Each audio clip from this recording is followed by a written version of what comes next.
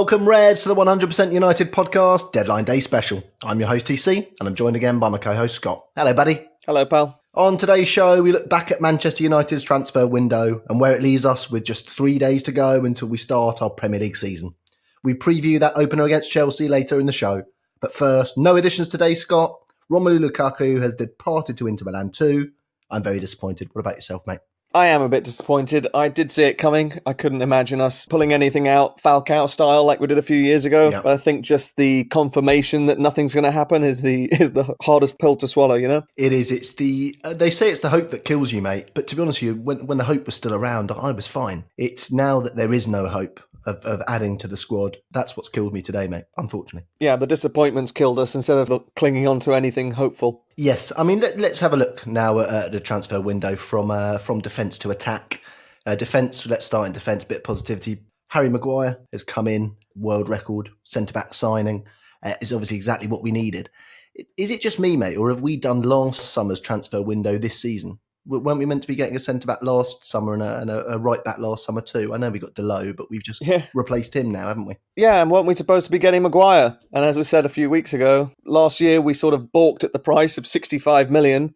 And this season we jumped at the chance to pay 85 million. Yeah. It's just another disappointing transfer window for the people behind the scenes, for Ed Woodward and his gang. Yeah. And I don't know how much more of this you have to take, mate. I really don't. No, because of course Antonio Valencia has left the club, so that's a right back position gone. So we've got Wan-Bissaka in. It's obviously a massive upgrade. Can I just ask you, mate, what do you think of this? The Harry Maguire signing, we've signed him for £80 million, which was exactly what Leicester were asking at the start of the summer. To me, the time in the Maguire transfer has a bit of a smell to it. Do you think that maybe they've just delayed that a little bit, and so we've signed him with a few days to spare? They didn't leave it too tight, but a lot of the fan base are going to be happy because we've made a world record signing of a centre-back just a couple of days ago, 3 days ago, to try and mask the fact that we haven't done the business that we should have done. Yeah, perhaps you're right. Depending on what you read, Koulibaly was our number one target, so we probably spent a good 8 weeks trying to get him. And when we're going up against a brick wall in that, then we turned our focuses towards Maguire. Yes. Another report you want to read says that Maguire hadn't heard anything from United before last week. So all of these whispers going around saying that we've been in for him for months and negotiating deals, this and that, I don't think it's true. Yeah, you want to be careful with that though, don't you? Of course, Atletico are taking Barcelona to the cleaners, basically. They're trying to get the full release clause that existed before the release clause dropped to 106 million because they've got evidence. They say they've got an email of Barcelona and Griezmann negotiating before the release clause dropped. So you do have to be careful that it does make sense for the club to say, look, no, we weren't talking to Maguire. But at the same time, there is a bit of a pattern throughout this transfer window of us looking amateurish, and in previous transfer windows too, you have to say.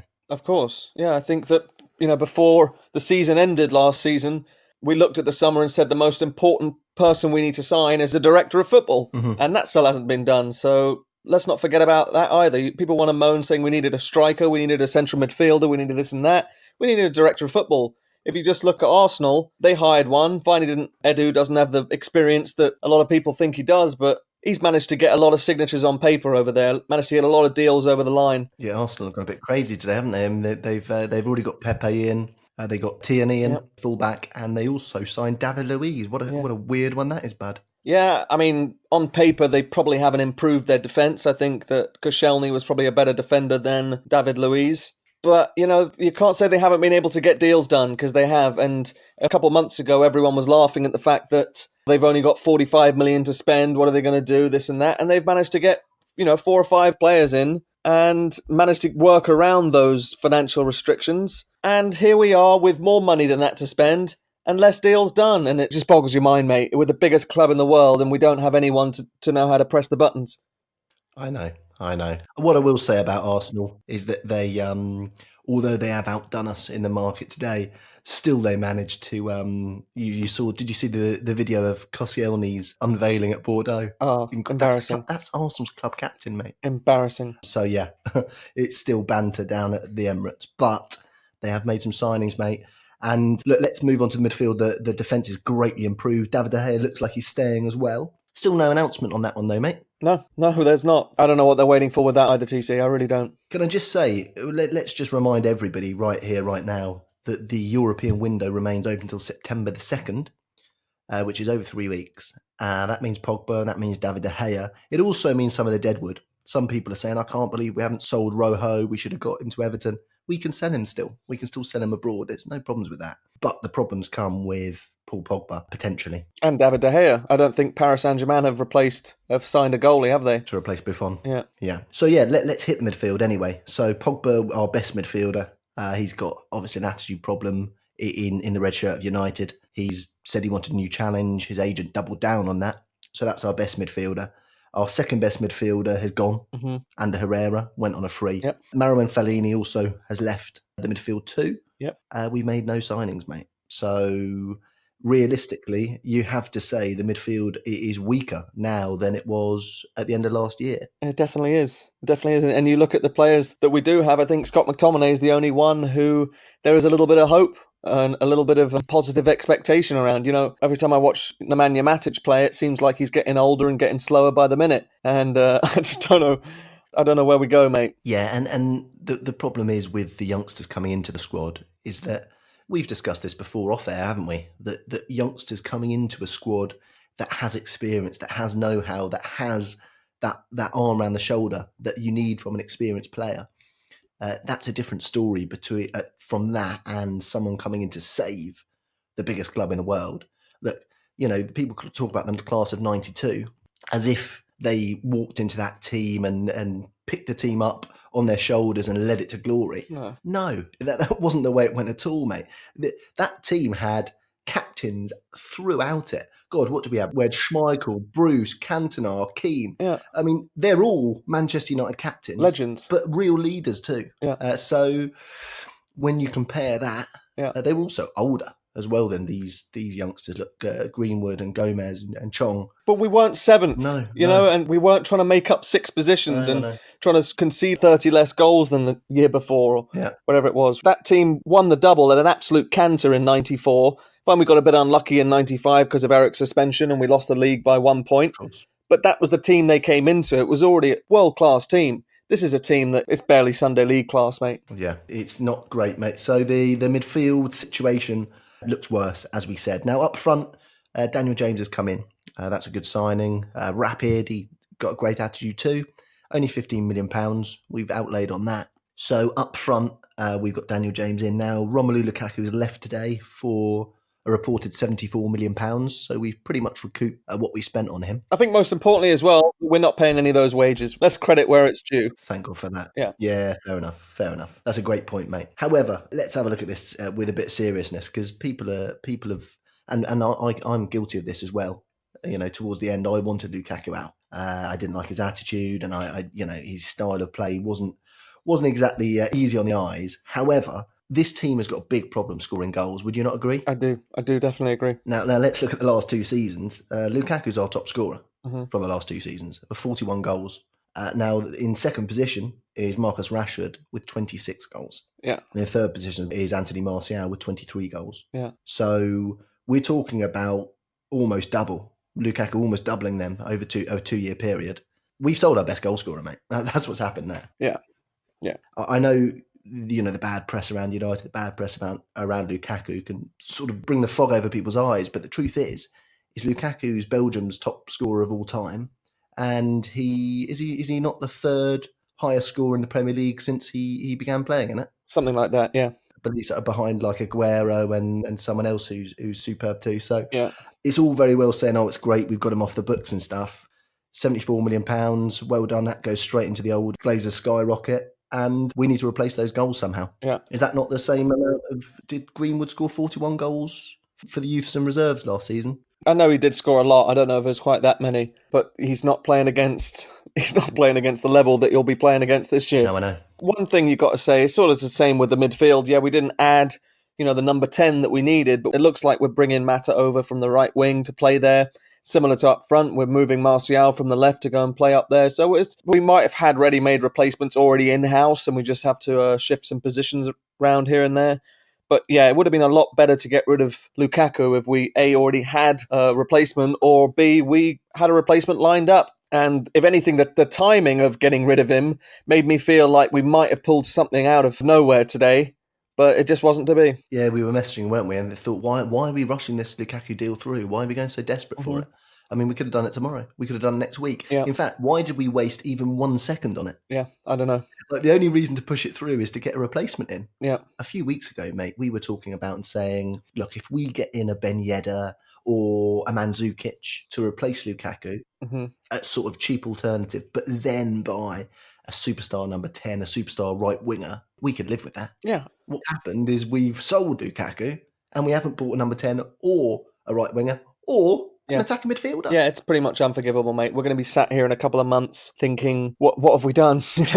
Yes. I mean, let's finish the transfer talk and and then we can have a little bit of a chat of the state of the club overall. The only one option that remains, and it's an option that makes me want to hide under a rock for the next season, is Fernando Llorente. He's a free agent, isn't he? Yeah, he is. So we could effectively still sign him. Correct. God. Yeah. Could get worse then. Yeah. I really would rather no one, buddy. Yeah. I really would. On a plus point, I've been watching a hell of a lot of Mason Greenwood recently, and I'm feeling more and more with these Robin van Persie comparisons. Yeah. Really similar in ways, I must say, in movement and yeah, I'm feeling that. Yeah, as we were saying earlier, hope is a really positive feeling, and I have a lot of really high hopes for Mason Greenwood. I wish he just didn't have to come in under this pressure, right? I feel like strikers and goalkeepers, as we say, have the most pressure on them. Yeah. And it's so unfair on the kid to come in and people are expecting him to replace Lukaku's goal tallies and replace this and replace that and be the new RVP. I just wish he could come in and be his own person and not have all these outrageous expectations and reliance on him. Yeah. I mean, he looks like a level-headed lad, so we'll give him a chance. So look, we've spent about 70 to 80 million, haven't we? If you deduct the 74 from Lukaku, that's not the kind of figure that we were looking at spending to breach that gap between us and Liverpool and City. Of course not. It wasn't really what we were looking to breach the gap between us and Spurs. I mean, I hate to even admit there is a gap, but there is. But they've done fantastic today. Look at them. I know they have, buddy. I know they've got Lo Celso in as well now. Yeah, we've got Lo Celso, got Ryan Sessegnon in there as well. Two players who we've been linked with over the past few years. But the worst thing I've sort of took from that was when Lo Celso's deal got confirmed and came through. It was on a loan, and you're thinking, God, couldn't we have even gone for something like that? Yeah. And then you hear what he has to say, and he says, Tottenham was such an easy decision. They're in the Champions League every year. They've got a great coaching squad full of Argentines, blah, blah, blah. He's obviously Argentinian. And you sit there and you think, God, Spurs might actually be more of a coup for players than coming to us anymore. I'm not buying that. Dybala didn't think they were a great Argentine coaching setup, did he? That's true. Thank God he didn't go. Look, there will always be some players who will just choose the flavour of the month. They will always choose the team that is higher up the league. There's just some personalities who are like that. But we're different. Look at how Liverpool kept their support through all those barren years. It's a different story, buddy. We've got 20 Premier League titles. We've got Old Trafford that people talk about, people long to play in. Spurs is not on the match. But what I will say, buddy, you've touched on something that I've been thinking about recently. And this modern world that we live in is a lot more throwaway than in the past. People have got a lot less respect, I think, for their elders than they did in the past as well. And I don't know if that will affect going forward the habit of passing down your football club, but it might. And if that habit does go, then kids in general just choose the team that is at the top. So, we do have to be careful in terms of, you look at other teams making moves on us monetarily and in terms of support.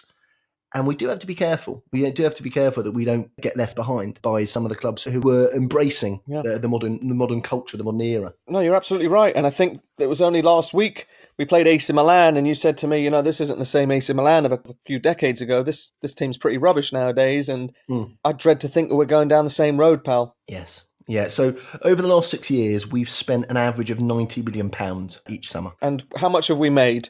700, 800 million a year? Exactly. And this is it. Look, I'm not one who wants to throw my toys out the pram.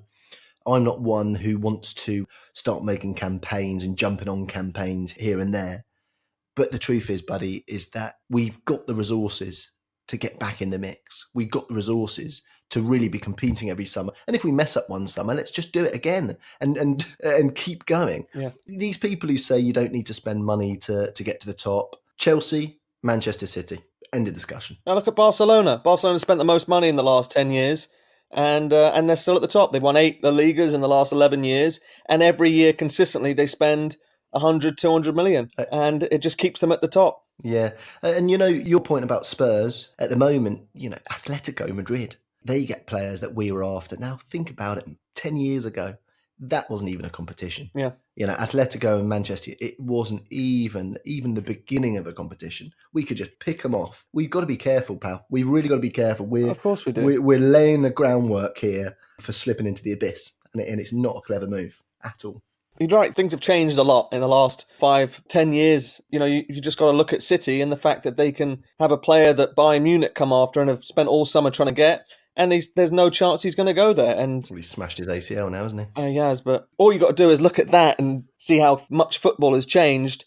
That if 10 years ago Bayern Munich were to come knocking at City's door, they would have no chance in hell to keep that player. No chance. And now you look at the other way around, and I think that the emergence of that is making our situation even worse, especially given that the money they spend is being illegally pumped into their team. Yeah. And here we are making hundreds of millions. Yeah. And it's us that are putting that money in, right? It's us that spend 100, 200, 300 pounds a year on all the kits and the season tickets and this and that. Yeah. It just feels like we're being shortchanged. Yeah. Or shafted, really. Yeah. I think is more of an appropriate phrase for that one. Yeah, mate, you're right. But let's look at that. It took City for a few years, 4 years. Chelsea, the same, to go from being also-rans, nothing, and with not much of a history, to at the top of the tree, winning titles, winning back-to-back titles.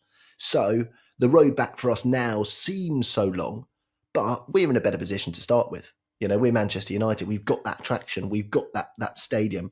We've got that infrastructure. So if we could just start spending some cash, then we would be all right. However, that's the big problem, isn't it? That's the catch-22. Yeah, it just seems like the Glazers keep saying to Woodward, you can spend as little as possible just to get by. Yeah. 2 years ago, we came second, and fine, we came second by 18, 19, 20 points, whatever it was. But last season, we came sixth. Yeah. So now we're actually moving backwards. So last summer, we finished... So you're saying we finished second. Yeah. So we bought Delo, a right-back, who we've now replaced anyway. We bought Fred, who's been off getting married for the second time all summer. And we bought Lee Grant. Yeah. I don't even need to explain that one. But he's a third-choice keeper. I'm not digging him out. That wasn't a great summer. Of course it It wasn't. was a really awful summer. We didn't back Mourinho at all. So it's almost like we've double not backed Ollie. We've not backed Mourinho, so we know we were at a sort of a level below where we should have been going. But they were trying to sack Mourinho by the looks of things. But now the same thing's happened again, bud. It's just incredible. So now Ollie's left. And even worse than that. Ollie's now left with... Andy Herrera's left. And Lukaku. And they said a few months ago, we're not going to back you enough to pay Andy Herrera what he wants. And we're going to let you lose one of your most influential midfielders. And you're not even going to be able to replace him. It's mad. And we have effectively lost. Herrera's a first teamer. And Lukaku, although I know some people would rewrite history and say he's not. Let's not forget in Paris, who was banging the goals in. Yeah. I think we've lost 2 first teamers there. Yeah, I mean, definitely. And we signed 2 first teamers, Aaron Wan-Bissaka and Harry Maguire. So, yeah, I'm really not happy, buddy. And you know what I'm really not happy about is there's 3 days to the season to go. I wanted to jump on air today and have a bloody good laugh with you, mate. Fire into the season. Let's blooming go for the title. I know it's mental, but I'd still say it. And have a bloody good old time, mate, But as it is, it's like, where do we go from here? Honestly, what? And I know some people are, they want to have a go at the Glazers and stuff, and it's all very well, but we don't need to get the Glazers out. We need to find a buyer. Yeah, it's all very well saying Glazers out. Glazers out where? Yeah. Glazers out to what? Yeah. What needs to happen is that someone who loves United needs to buy the club, and if there was someone who had that money already. If they loved the United that much, surely they would have bloody bought it already. Yeah, and it doesn't look like we're becoming a sound investment as time goes by. No, but things can change in a second, mate. And I don't want to bury this season before it started. The transfer window's been awful. It's been a disaster. Harry Maguire, great signing. So happy with that. The Spiders come in on the right back. He looks fantastic. Daniel James. Let's hope that he can excel as well. and it doesn't look as bad in hindsight. But at the moment, mate, I feel like we haven't backed Ollie, and I'm pretty upset about it. Oh, yeah, me too. And the more I think about it, the more disappointed I feel because, this might all be completely moot. By the way, we might turn around in a few months' time, and Gomez, Greenwood, Chong, maybe even James Garner have come in and really shaken things up, which is obviously the dream. If that happens, buddy, I would be absolutely over the moon. But it would be the first time in the history of top level football. Yeah, when you see everybody else strengthening their teams in the way that they're doing, it just seems like we're turning up to the dance without a date, mate. Yeah, it does. It does. You got anything to add on the transfers, buddy? No, I don't. No, well, neither did Ed Woodward. Right.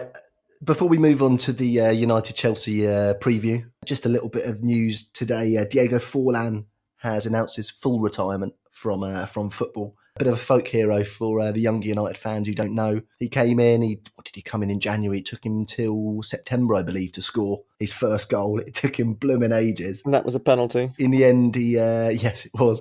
In the end, he managed to steal our hearts, didn't he, pal? Yeah. And made some magical moments that we'll remember forever. A really, really cool little folk hero. Yeah, you don't need to score 100 goals to be a United legend. You just need to score 2 at Anfield and you'll be good. Yeah, he came from Uruguay and made the Scousers cry. Exactly. And then went on and absolutely thrived playing away from us. He went to Atletico Madrid. I think he won the Golden Boot throughout the whole of Europe, wasn't he? Yeah, he did. Yeah, he did indeed. And Diego Forlan was one of those players who, although it didn't work out for him as you would have expected at United, he always gave 100%.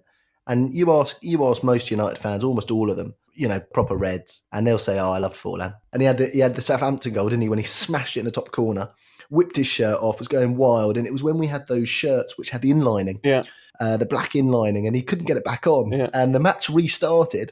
Look it up on YouTube if you haven't seen it, guys listening. And he had his shirt in his hand, and he ran back bare-chested and made a sliding challenge. I mean, how can you not love that?